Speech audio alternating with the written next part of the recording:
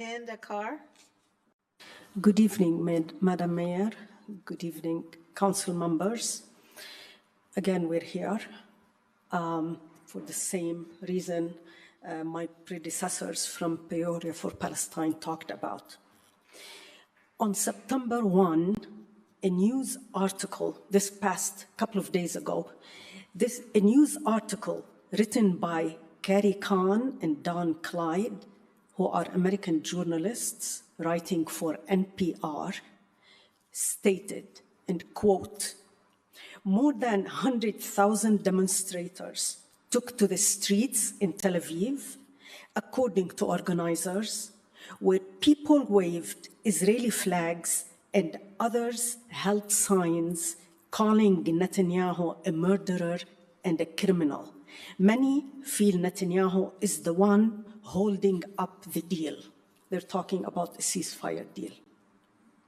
Continuing the quote, "Protesters called for Prime Minister Benjamin Netanyahu to reach a ceasefire deal to secure the release of the remaining hostages held by Hamas in Gaza." One of the parents of the hostages stated, quote, "Time after time, there's a chance to bring them home, and he finds other reasons for it not to happen. So we just have to do something." He's talking about Netanyahu. End quote.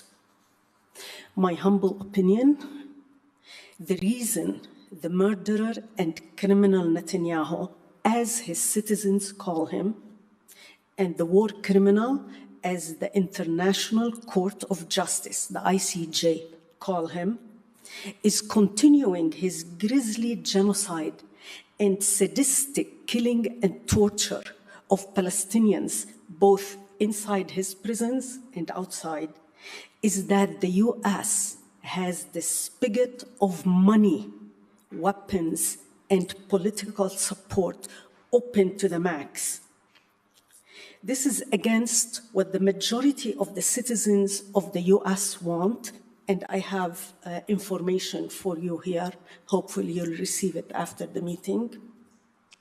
This is also against specific laws that the US have, and also against international laws.